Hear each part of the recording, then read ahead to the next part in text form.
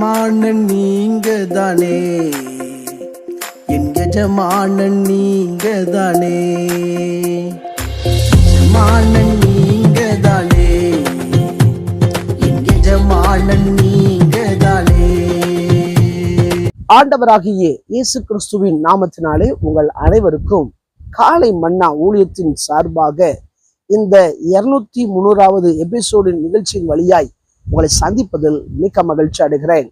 இந்த காலை மன்னா இன்றைக்கு 2300வது மைல்களை எட்டி உள்ளது. இந்த காலை மன்னாவுக்காக ஜெபிக்கிற நீங்கள் பாக்கியவான்கள். தொடர்ந்து இந்த காலை மன்னா ஊழியத்துக்காக ஜெபியுங்கள், தினசரி பாருங்கள், மற்றவர்களுக்கு ஷேர் பண்ணுங்க. தேவன் உங்களை ஆசீர்வதிப்பாராக. இந்த ஊழியம் கடந்த கொரோனா நாட்களில எளிய முறையில ஆரம்பிக்கப்பட்ட ஊழியம். இந்த ஊழியத்தை ஆரம்பித்தவர்கள் எனது மாமனாரும் காலம் சென்ற பாஸ்டர் ராஜசேகர் அவர்களால் இந்த ஊழியம் ஆரம்பிக்கப்பட்டது. 407 தேவனுடைய வார்த்தையை அவர்கள் பகிர்ந்து கொண்டார்கள். இதே யூடியூப் சேனல்ல இந்த மெசேஜ் காணப்படுகிறது. அதைத் தொடர்ந்து இந்த ஊழியத்தை செய்வதற்கு தேவன் தந்த பாக்கியத்துக்காக தேவனை ஸ்தோத்தரிக்கிறேன். தொடர்ந்து இந்த ஊழியமானது கர்த்தருடைய வருகை மட்டும் நடைபெற நீங்கள் ஜெபிக்க வேண்டும். இந்த ஊழியத்துல எத்தனையோ பிரச்சனைகள், இந்த ஊழியம் தானே சொல்லி அற்பமா பேசினவங்க உண்டு. ஆனால் ஆண்டவருடைய கிருபையினால ஆண்டவர் இன்றைக்கு இப்படிப்பட்ட 203வது காலை மன்னா எபிசோடை வெளியிட கர்த்தர் கிருபை பாராட்டியிருக்கிறார். இந்த நாளிலும் தேவனுடைய வார்த்தையை கொடுப்பதற்காக பழனியை சார்ந்த ஐபிஏ திருச்சபைகளினுடைய மத்திய போதகரும் எனது நெருங்கிய சிநேகிதரும் ஆகிய பாஸ்டர் ஜான் பி லாசரஸ் அவர்களை அணுகி கேட்டபொழுது அவர்கள் சந்தோஷத்துடன் தேவனுடைய வார்த்தையை கொடுப்பதாக சொன்னார்கள். அவர்கள் எனக்கு ஏறத்தாழ 20 ஆண்டுகளாய் வேதாகம கல்லூரியிலிருந்து நாங்கள் இருவரும் நெருங்கிய நண்பர்களாய் இருக்கிறோம். அவருடைய ஊழியத்தை நான் பார்த்திருக்கிறேன்.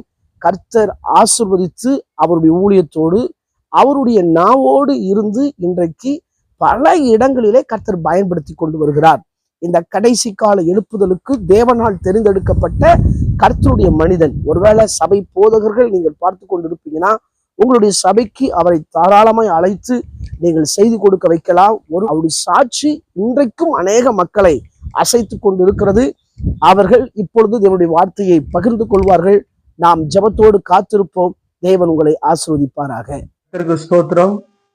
காலை மன்னா நேயர்கள் யாவருக்கும் ஆண்டவராய் இயேசு கிறிஸ்துவின் நாமத்தில் நான் வாழ்த்துகிறேன். கர்த்தர் உங்களை ஆசீர்வதிப்பாராக. இந்த காலை மன்னா 2300 எபிசோட ஓட கர்த்தர் கிருபை செய்தார்.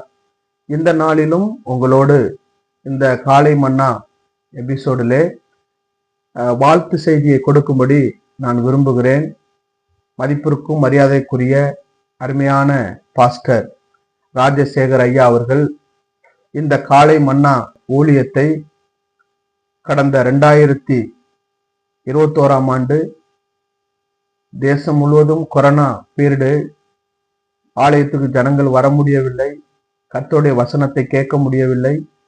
இப்படிப்பட்ட சூழ்நிலையில் ஐயா அவர்கள் கர்த்தருடைய தரிசனத்தின்படி இதை ரொம்ப நேர்த்தியாக நடத்தி கொண்டு வந்தார்கள். சில காலங்கள் கிட்டத்தட்ட 407 வரைக்கும் அவர்கள் ஒவ்வொரு நாளும் காலை மன்னா செய்தி கொடுத்தார்கள். அதன் பிறகு அவர்கள் கர்த்தருக்குள் நித்திரையடைந்து விட்டார்கள். பிறகு இந்த காலை மன்னா செய்தி தொடர்ந்து போகும்படி அருமையான பாஸ்டர் மதன் மூலமாக இதை கர்த்தர் நிறைவேற்றி கொண்டு பொழுது வருகிறார். அது மாத்திரமல்ல, அருமையான பாஸ்டர் மதன் அவர்கள் என்னுடைய நண்பராக இருக்கிறார்கள். விசேஷமாக அவர்களும் அவருடைய துணைவியாரும் இந்த ஊழியத்தை மிகவும் சிறப்பாக ஒவ்வொரு நாளும் நேர்த்தியாக இந்த ஊழியத்தை அவர்கள் செய்து கொண்டு வருகிறார்கள் என்பதை குறித்து நான் மிகுந்த மகிழ்ச்சி அடைகிறேன். விசேஷமாக இந்த காலை மன்னார்களுக்கு இந்த நாளிலே ஒரு வார்த்தை சொல்லி நான் உங்களுக்கு வாழ்த்து செய்தியை கொடுக்க விரும்புகிறேன். மாத்திரமல்ல, இப்படி இந்த காலை மன்னா நேயர்களுக்கு இப்படி ஒரு வாழ்த்து செய்தி சொல்ல வேண்டும் என்று என்னுடைய நண்பரும் பாஸ்டரும் இருக்கிற பாஸ்டர் மதன் அவர்கள் கேட்டுக்கொண்ட பொழுது உங்களுக்காக நான் ஜெபித்தேன். ஜெபிக்கும் போது என் உள்ளத்துல ஆவியானவர் ஒரு வார்த்தையை கொடுத்தார். அதை குறித்து இன்று நாம் தியானிக்க போகிறோம். வாசிப்பும் அப்போஸ்தலர் நடபடிகள் 19ஆம் அதிகாரம் அதனுடைய 17வது வசனத்தை உங்களுக்காக நான் வாசிக்கிறேன். இது எபேசியிலே குடியிருந்த யூதர் கிரேக்கர் அனைவருக்கும் தெரிய வந்த போது அவர்கள் எல்லோருக்கும் பயமடைந்தார்கள். கர்த்தராகிய இயேசுவின் நாமம் மகிமைப்பட்டது.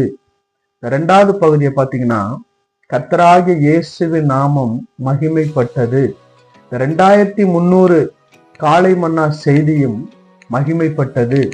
மகிமைப்பட போவதல்ல, இனி மகிமைப்பட போகிறது என்று ஆண்டவர் சொல்லல, அது மகிமைப்பட்டது.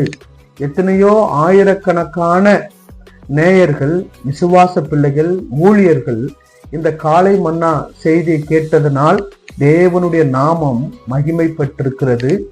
ஆகவே இந்த காலை வேளையில தேவனுடைய நாமம் இன்னும் அதிகமாய் மகிமைப்படும்படி நாம் தியானிக்க போகிறோம். அப்போஸ்தலனாகிய பவுல் எபேசு பட்டணத்துல 2 வருஷமாக இருந்து கர்த்தருடைய ஊழியத்தை செய்து கொண்டு வருகிறார். பவுலின் கைகளினால தேவன் விசேஷித்த அற்புதங்களை அங்கு செய்கிறார். பவுலுடைய சரீரத்திலிருந்து உருமால்களையும் கச்சைகளையும் கொண்டு வந்து வியாதிஸ்தர்கள் மேல் போடும்போது வியாதிஸ்தர்கள் அங்கு சுஸ்தமாகிறார்கள். அசுத்த ஆவிகள், பொல்லாத ஆவிகள் அவர்களை விட்டு புறப்பட்டு போகிறது. இதை பார்த்த அநேக மந்திரவாதிகள், சிலர் யூதரிலும் சிலர் கிரேக்கரிலும் என்ன பண்றாங்க, இந்த பொல்லாத ஆவி பிடித்தவர்கள் மேல் கர்த்தராகிய இயேசு கிறிஸ்துவின் நாமத்தை சொல்ல துணிந்து பவுல் பிரசங்கிக்கிற இயேசுவின் பேரில் ஆணையிட்டு உங்களுக்கு கட்டளையிடுகிறோம் என்று சொல்லி கொண்டு வருகிறார்கள். இப்படி சொன்னதில் பிரதான ஆசாரியனாகிய ஸ்கேவா அப்படிங்கிற ஒரு யூதனுடைய குமாரர் 7 பேரும் இப்படி சொல்ல ஆரம்பிக்கிறாங்க. இப்படி சொல்லும் போது அந்த பொல்லாத ஆவிகள் அவர்களை பார்த்து, இயேசுவையும் எங்களுக்கு தெரியும், பவுலையும் எங்களுக்கு தெரியும், நீங்கள் யார் என்று சொல்லி அவர்களை கொடூரமாக தாக்குறதை வேதத்திலே பார்க்கிறோம். அதன் பிறகு ஜனங்களுக்குள்ளே ஒரு பயம் வருகிறது. வந்த பிறகு அவங்க விசுவாசிக்கிறார்கள், இயேசுதான் உண்மையான தெய்வம் என்று இன்னும் ஆணித்தரமாக நம்புகிறார்கள். அப்படி நம்பும் போது அங்க கர்த்தராகிய இயேசு கிறிஸ்துனுடைய நாமம் அங்கே மகிமைப்படுவதை நாம பார்க்கிறோம். எனக்கு அன்பான காலை மன்னா நேயர்களே, ஒரு காரியத்தை நீங்கள் அறிந்து கொள்ள வேண்டும். அழைக்கப்பட்டவர்களுக்கும் அழைக்கப்படாதவர்களுக்கும் நிறைய வித்தியாசங்கள் உண்டு. நான் விசுவாசிக்கிறேன், இந்த காலை மன்னா இந்த செய்தி உண்மையிலேயே விசேஷமாக அநேக தரிசனங்களோடு இது ஆரம்பிக்கப்பட்டது, தேவனுடைய திட்டத்தோடு ஆரம்பிக்கப்பட்டது. ஆகவேதான் இந்த 2300 எபிசோடை நடத்த கர்த்தர் கிருபை செய்தார் என்பதை மாத்திரம் அறிய வேண்டும். இன்றைக்கு நிறைய ஊழியங்கள் அழைக்கப்படாமல், அபிஷேகம் இல்லாமல், தெரிந்து கொள்ளப்படாமல் அநேக ஊழியங்கள் இன்றைக்கு நடந்து கொண்டிருக்கிறது. ஆனாலும் அருமையான பாஸ்டர் மதன் அவர்கள் செய்து கொண்டு வருகிற இந்த காலை மன்னா ஊழியம், நான் சொல்லுவேன், இது தேவ திட்டத்தின்படி, தேவ தரிசனத்தின்படி இது நிறைவேறி கொண்டு வருகிறது என்பதிலே எந்த விதமான சந்தேகமும் இல்லை. விசேஷமாக இயேசுவின் நாமம் எப்படி நம் வாழ்விலே மகிமைப்படும் என்பதை குறித்து ஒரு 3 காரியங்களை உங்களுக்கு சொல்லுவதற்கு முன்பாக இதுல ஒரு ஆச்சரியமான ஒரு காரியத்தை நீங்கள் இங்க பார்க்க முடியும். இந்த 14வது வசனத்துல பிரதான ஆசாரியனாகிய ஸ்கேவா என்னும் ஒரு யூதனுடைய குமாரர் 7 பேரும் இதை செய்தார்கள் என்று ஆச்சரியமாக இருக்கிறது. அவர் யாருன்னா பிரதான ஆசாரியன். பழைய ஏற்பாட்டுல பிரதான ஆசாரியனுங்கிறது மிக பெரிய ஒரு பதவி என்று சொல்லலாம். தேவனிடத்துல நேருக்கு நேர் முகமுகமாய் சந்திக்க கூடியவராக இருந்தார். பழைய ஏற்பாட்டுல முதல் பிரதான ஆசாரியன் யாரு அப்படின்னா நம்ம ஆரோன் தான். அதன் பிறகு அது லேவி கோத்திரத்துக்கு ஆண்டவர் கொடுத்தார். அந்த பிரதான ஆசாரியனுடைய வேலை என்னன்னு நீங்க பாத்தீங்கன்னா, வருஷத்துக்கு ஒரு முறை மகா பரிசுத்த ஸ்தலத்துக்குள்ள செல்கிறவர் தான், அவர் தான் போக முடியும். வேற யாருமே இந்த மகா பரிசுத்த ஸ்தலத்துக்குள்ள என்ன பண்ண முடியாது, போக முடியாது. 2வது பாத்தீங்கன்னா, அந்த பாவ நிவாரண பலி செலுத்துறது இவர் தான். ஜனங்களுடைய பாவங்களுக்காக பாவ நிவாரண பலி செலுத்தக்கூடியவரும் இவர் தான். தேவனுக்கும் மனிதனுக்கும் ராஜாக்களுக்கும் நல்ல செய்திகளையும் வாக்குத்தத்தமான வார்த்தைகளையும் சொல்லக்கூடியவரும் இந்த பிரதான ஆசாரியர். பழைய ஏற்பாட்டுல பிரதான ஆசாரியர் மிகப்பெரிய ஒரு கணத்திற்குரியவராக, மதிக்கப்படக்கூடியவராக சொல்லக்கூடியவர் தான் இந்த பிரதான ஆசாரியர். இதற்கு புதிய ஏற்பாட்டுல நமக்கு பிரதான ஆசாரியர் யாரு அப்படின்னா, எபிரேயர் 4ஆம் அதிகாரம் 14வது வசனத்துல பாத்தீங்கன்னா, இயேசு என்னும் மகா பிரதான ஆசாரியர் நமக்கு இருக்கிறார். ஆகவே இந்த பழைய ஏற்பாட்டுல இருக்கிற மகா இயேசு கிறிஸ்துக்கு ஒப்பனையாக சொல்லப்படுகிறது. அப்படியானால் அவருடைய பிள்ளைகள் அங்க சொல்லப்பட்டிருக்க, அவர் மகா பிரதான ஆசாரனுடைய பிள்ளைகள் இயேசுவின் நாமத்தினாலே, பவுல் பிரசங்கம் பண்ணுகிற இயேசுவின் நாமத்தினால நாங்கள் உனக்கு கட்டளையிடுகிறோம் என்று பொல்லாத ஆவிகளை பத்தி சொல்லும் போது இந்த ஆவிகள் சொல்லுது, பவுலையும் தெரியும் இயேசுவையும் தெரியும், உங்களை எனக்கு தெரியல அப்படிங்குது. இப்ப யோசித்து பாருங்க, இன்னைக்கு ஊழியங்கள் எப்படி எல்லாம் போய் கொண்டிருக்கிறது என்று. ஆனால் ஆண்டவருடைய நாமம் மகிமைப்படுவதாக, இந்த காளை மன்னா செய்தி எப்படிப்பட்டது என்று தேவன் அறிந்திருக்கிறார், பிசாசும் அறிந்திருக்கிறது. ஆகவேதான் பிசாசினால் இந்த காளை மன்னா செய்தியை இதுவரைக்கும் அது தடை பண்ண முடியவில்லை. இந்த செய்தி இன்னும் வளர்ந்து கொண்டே இருக்கிறது. இன்னும் கர்த்தருக்கு சித்தமானால் கர்த்தருடைய வருகை மட்டும் இந்த செய்தி தொடர்ந்து கொண்டு இருக்கும் என்பதிலே எந்த விதமான சந்தேகமும் இல்லை. ஆகவே அன்பானவர்களே, கர்த்தராகிய இயேசு கிறிஸ்து நாமம் எப்படி மகிமைப்பட்டது, எப்படி மகிமைப்படும் நம்முடைய வாழ்க்கையில, இந்த வேத பகுதியிலே, இந்த அப்போஸ்தலர் நடபடிகள் 19ஆம் அதிகாரத்திலே இந்த 3 காரியமும் ஆவியானவர் ரொம்ப அழகாக இதில் எழுதியிருக்கிறார். அதுல முதலாவது நம்பர் 1, கர்த்தருக்கு பயப்படுகிற பயம் நமக்கு உண்டாக வேண்டும். கர்த்தருக்கு பயப்படுற பயம் நமக்கு உண்டாகுமானால் கர்த்தருடைய நாமம் மகிமைப்படும். இன்றைக்கு துணிகரமான பாவங்களை செய்யக்கூடிய அநேக விசுவாச பிள்ளைகள் உண்டு. நான் செய்கிற தவறை யார் பார்க்க முடியும், நான் செய்கிற தவறு ஒருவருக்கும் தெரியாது என்று சொல்லி துணிகரமாக இன்னைக்கு சில ஆண்டவரை அறிந்து கொண்டிருக்கிற பிள்ளைகள் செய்கிறார்கள். நான் ஒன்று சொல்ல முடியும், தாவீது சொல்லுகிறான், நான் பாதாளத்திலே போய் படுக்கை போட்டாலும் அங்கேயும் நீர் என்னை காண்கிறீர். தேவனுடைய கண்களுக்கு மறைவாக இந்த உலகத்துல ஒன்றுமே கிடையாது பிரியமானவர்களே. எல்லாம் தேவன் பார்த்து கொண்டே இருக்கிறார். நாம் செய்கிற ஒவ்வொரு காரியத்தையும், அது நன்மையானாலும் அது தீமையானாலும் பார்த்து கொண்டே இருக்கிறார். நாம் தீமை செய்வதற்கு முன்பாக கர்த்தர் என்னை பார்க்கிறார் என்கிற பய உணர்வு நமக்குள் உண்டாக வேண்டும் என்று தேவன் விரும்புகிறார். கர்த்தருக்கு பயப்படுகிற பயம் நமக்கு உண்டாக வேண்டும். 17வது வசனத்துல பாருங்க, இது எபேசில் குடியிருந்த யூதர்கள் கிரேக்கர்கள் அனைவருக்கும் தெரிந்த வந்த போது அவர்கள் எல்லாரும் பயமடைந்தார்கள். என்ன கண்டு அவங்க பயமடைஞ்சாங்க அப்படின்னு பாத்தீங்கன்னா, அங்க பவுல் இந்த பொல்லாத ஆவிகளை துரத்துகிறார், அது போகிறது. ஆனா மந்திரவாதிகள் இந்த பொல்லாத ஆவிகளை துரத்துகிறார்கள், அந்த மந்திரவாதிகளை இந்த பொல்லாத ஆவி மேற்கொள்ளுகிறது. இதை ஜனங்கள் பார்க்கிறாங்க. பார்த்த உடனே கர்த்தராகிய இயேசு கிறிஸ்து தான் மெய்யான தெய்வம் என்று அவர்கள் அங்கே அறிக்கையிடுகிறதை நம்ம பார்க்கிறோம். எலியாவின் நாட்கள்ல நடந்த சம்பவத்தை நம்ம அறிந்திருக்கிறோம். கர்த்தரே தேவன், கர்த்தரே தேவன் என்று ஜனங்கள் ஆர்ப்பரித்ததுக்கு காரணம், வானத்திலிருந்து இறங்கி வந்த அக்கினியை அவர்கள் பார்த்தார்.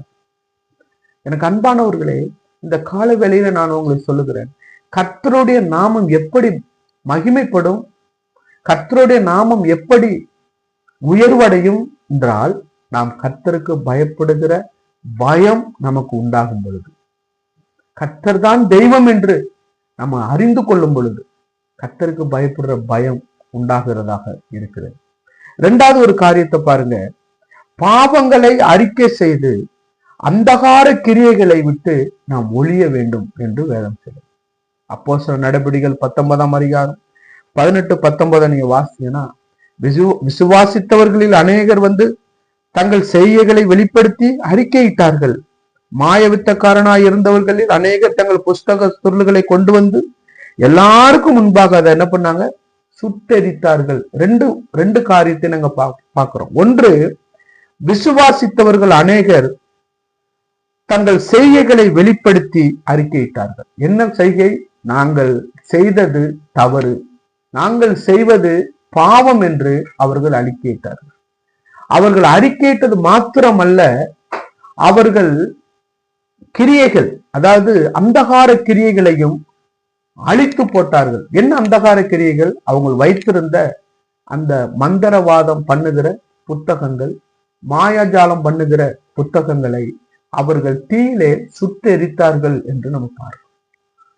நீதிமொழி 28ஆம் அதிகாரத்திலே ஒரு வசனத்தை பார்க்கிறோம். தன் பாவங்களை மறைக்கிறவன் வாழ்வடைய மாட்டான், அவைகளை அறிக்கை செய்து விடுகிறவன் இரக்கம் பெறுவான் என்று நம்ம பார்க்கிறோம். வேற ஒரு மொழிபெயர்ப்புல சொல்லப்பட்டிருக்கு, தன் பாவங்களை அறிக்கை செய்து விட்டு விடுகிறவன் இரக்கம் பெறுவான் என்று நம்ம பார்க்கிறோம். எனக்கு அன்பானவர்களே, இந்த பாவத்தை விட்டுட்டோம், ஆனா பாவத்தினுடைய செய்கைகளும் கிரியைகளும் நம்மளை பின்தொடர்ந்து வரவே கூடாது. நிறைய பேர் தன்னுடைய பாவத்தை அறிக்கையிட்டுருவாங்க. நான் இனி கோவப்பட மாட்டேன், நான் இன்னும் விக்கிரக ஆராதனை செய்ய மாட்டேன், இல்லையா, பொருளாசை எனக்கு வராது, பண ஆசை வராது, இல்லையா, தவறான போதை பொருட்களுக்கு நான் இன்னும் அடிமைப்பட மாட்டேன்னு அநேகர் அறிக்கை செய்வாங்க. ஆனாலும் அதை சுட்டெரிக்க மாட்டார்கள், அதை முற்றிலும் அழித்து விட மாட்டார்கள். ஆகவேதான் சில காலம் நல்ல ஆண்டவருக்குள்ள வைராக்கியமா இருப்பார்கள், சில காலத்துக்கு பிறகு அவர்கள் பின்மாற்றத்துல போய் விடுவார். ஆனால் எபேசு பட்டணத்தில் உள்ள மக்கள் கர்த்தருடைய நாம மகிமைப்பட்டதுக்கு 2வது காரியம், அவங்க தன் பாவங்களை அறிக்கை செய்தது மாத்திரமல்ல, அந்த கிரியைகளையும் அவர்கள் அழித்து விட்டார்கள் என்று நம்ம பார்க்கிறோம். நம்முடைய வாழ்வில் கூட நம்ம பாவங்களை அறிக்கை செய்து மாத்திரமல்ல, அந்த கிரியைகளையும் நம்ம அழித்து விட்டோமானால் கர்த்தர் நம் மூலமாக அவருடைய நாமம் மகிமைப்படக்கூடியதா இருக்கிறது. 3வது நம்ம பார்க்கிறோம், தேவனுடைய வார்த்தைக்கு நாம் முதலிடம் கொடுக்க வேண்டும். அப்போஸ்தலர் 19ஆம் அதிகாரம் 20வது வசனம் அது ரொம்ப தெளிவாக சொல்லப்பட்டிருக்கு. இவ்வளவு பலமாய் கர்த்தருடைய வசனம் விருத்தி அடைந்து மேற்கொண்டது என்று நம்ம பார்க்கிறோம். நம்முடைய சொந்த லாபங்களை விட தேவனுடைய வசனத்திற்கு நம்ம வாழ்வில் முதலிடம் கொடுத்து கீழ்ப்படியும் போது தேவனுடைய நாமம் அங்கே மகிமைப்படக்கூடியதாக இருக்கிறது. கர்த்தருடைய வசனத்திற்கு நாம் முக்கியத்துவம் கொடுக்க வேண்டும். எனக்கு அன்பானவர்களே, அற்புதமான ஒரு ஊழியம் இந்த காலை மன்னா நிகழ்ச்சி. நம்ம அனைவருக்கும் காலையில சுட சுட இஸ்ரவேல் ஜனங்களுக்கு கிடைச்சதை போல, மன்னா கிடைச்சதை போல நமக்கு ஒவ்வொரு நாளும் இந்த செய்தி வருகிறது. அந்த சொல்லப்படுகிற அந்த வசனத்திற்கு நாம் கீழ்ப்படியோமானால் நான் சொல்லுவேன், உங்கள் மூலமாக கர்த்தருடைய நாமம் மகிமைப்படும் என்பதில் எந்தவித சந்தேகமும் இல்லை. 3 காரியம் பார்த்தோம். 1, கர்த்தருக்கு பயப்படுகிற பயம் நமக்கு உண்டாகும் போது கர்த்தராகிய இயேசு கிறிஸ்து நாமம் மகிமைப்படும். 2வது, நம்முடைய பாவங்களை அறிக்கை செய்து அந்தகார கிரியைகளை விட்டு நாம் ஒழிக்க வேண்டும், அப்பொழுது கர்த்தருடைய நாமம் மகிமைப்படும். 3வது, தேவனுடைய வார்த்தைக்கு நம்ம முதலிடம் கொடுக்கும் போது கர்த்தராகிய இயேசு கிறிஸ்து நாமம் மகிமைப்படக்கூடியதா இருக்கிறது. கர்த்தர் இந்த வார்த்தையின்படி உங்களை ஆசீர்வதிப்பாராக, உங்களை பெருக பண்ணுவாராக. கர்த்தருக்குள் நீங்கள் நல்ல ஒரு சீசியாக நல்லா வளருங்கள், பலன் கொடுக்கிறவர்களா வளருங்கள். ஒருவேளை நீங்க ஏதாவது சபைக்கு, ஆவிக்குரிய சபைக்கு போய் கொண்டிருப்பீர்கள் என்றால் அந்த சபையில நிலைத்திருங்கள், அந்த சபையினுடைய போதகருக்கு கீழ்ப்படியுங்கள், அந்த சபையில நீங்க ஒரு நல்ல தூணாக இருங்கள். கர்த்தர் உங்கள் மூலமாக கர்த்தருடைய நாமம் மகிமைப்படும். God bless you. கர்த்தர் உங்களை ஆசீர்வதிப்பாராக. ஆமென், ஆமென், ஆமென்.